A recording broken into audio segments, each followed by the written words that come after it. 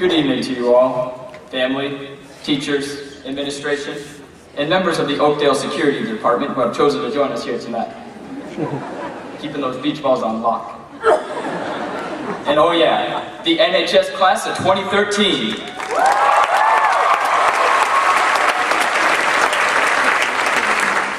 It's been a long time coming.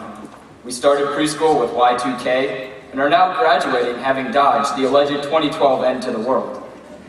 But we made it through the good, as in summer vacation, the bad, which is the lean taco meat initiated sophomore year, and the ugly, the like 15 zombie apocalypses we survived. Those were brutal. Yep, I'd say it's been an eventful 13 years.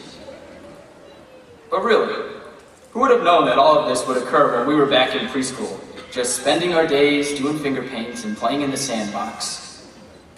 We were young then, our lives defined by Spider-Man backpacks and light-up fire truck sneakers. By the way, thank you, Mom, for the pair you got me last week. Love you.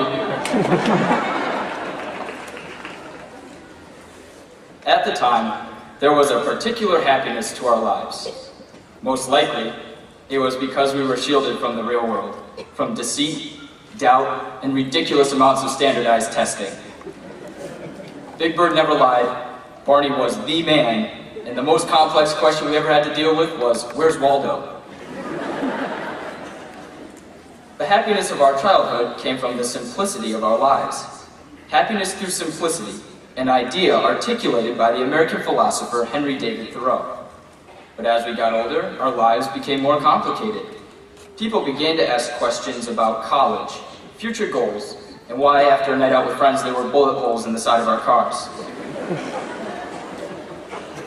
Compared to when we were younger, adults used to simply ask how old we were, and we would be like, I'm only 3.5 years old. With a bit of reflection, I think it is clear that the simplistic happiness of our childhood has faded with the sidewalk chalk drawings we used to create. Now, I'm not saying that any of us would want to go back. After all, wearing pull-ups really sucks. Still, how are we supposed to find pure happiness in our increasingly crazy world? After all, the ultimate goal in life is to be happy, after money, cars, and girls, of course. However, think of all the times you have heard an adult tell you to enjoy high school, that these are the good old days. Many people appear to be stuck in previous years, or in the words of F. Scott Fitzgerald, to be boats against the current, borne back ceaselessly into the past. It seems there is a nostalgic melancholy that pervades our memories and so often ensnares us. For this reason, we must live in the present. Yes, death will find us all someday, unless you're Wolverine, Walt Disney, or Santa Claus. But that does not matter, because we have today, and today we should be happy. In an interview with David Letterman, rock musician Warren Zevon, who at the time had been recently diagnosed with terminal lung cancer, was asked what new insight he had gained now that he was staring death in the face. His reply? Enjoy every sandwich. And I don't know about you, but I plan to do just that. Especially peanut butter and jelly because they're boss. Just think about it. Think of the number of sandwiches you will eat in your lifetime. I usually try not to because I get too excited when I do, but I think you all can handle it.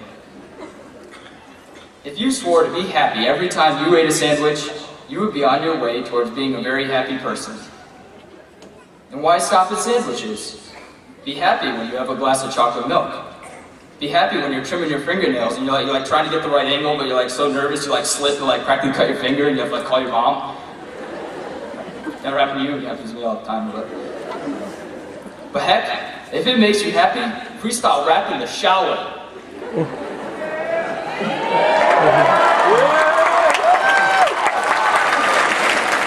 By the way, I did get several requests to rap in this speech. However, having grown up on the streets with my Newington peeps, the subjects that I spit about would make the administration shout. So I won't do that. Instead I say, who that? Benny B in the microphone, never in the monotone.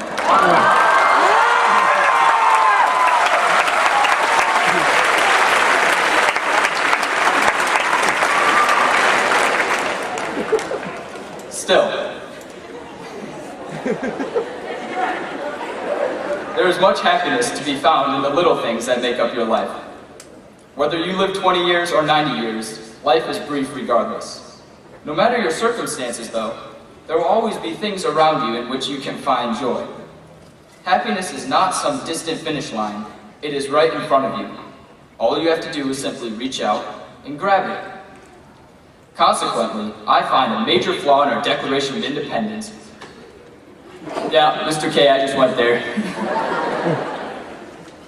The Declaration states that we all have certain unalienable rights, that among these are life, liberty, and the pursuit of happiness. But saying pursuit of happiness, doesn't that imply happiness is a distant end goal? Rather, I think the pursuit of happiness is the happiness. Think of the Looney Tune character Wile E. Coyote. To many people, he is the most tragic cartoon character because he will never catch the Roadrunner. But it is for this reason that he is the happiest of them all. The pursuit of the Roadrunner gives meaning to the coyote's existence, and since he will never catch the Roadrunner, his life will always have a sense of purpose. It is in this purpose, in the chase, that Wile E. Coyote finds happiness, not in the actual bird. In this way, happiness is like a piece of toast. There are two sides. The first side is a purpose to your existence that you define. Maybe this purpose is to master history, literature, or music. Maybe it is to run a pizza shop. Or maybe it is to find Waldo. Whatever meaning you find in your life, though, make it something that will always be there. Something that in its impossibility of ever truly attaining it will bring you happiness until the day you die. And all the while, make sure you find time to enjoy what I feel is the buttered side of happiness, the little things in life. From the patter of rain to Coca-Cola. From chicken noodle soup to beautiful sunsets blazing across the ever-distant horizon. It is the little things in life that bring a pure, simple happiness that is so similar to the happiness of childhood. Whatever roadrunner you choose to chase in life, just be sure to enjoy every sandwich. I now have just one last thing to say to you, class of 2013. The great American poet Robert Frost once wrote, "Nothing gold can stay." Eventually, all becomes ash and dust as the sands of time fall through the hourglass. However, when I look out at all of you, I see gold. I see gold in each and every one of you. And I do not mean a yellow metallic gold or even like a Vegas gold. I mean a glowing, radiant gold that comes from deep within. This gold is the hope and optimism I see in you all. This gold is a love for the beautiful, the love of music, art, and knowledge. This gold is a passion for life, for happiness and laughter.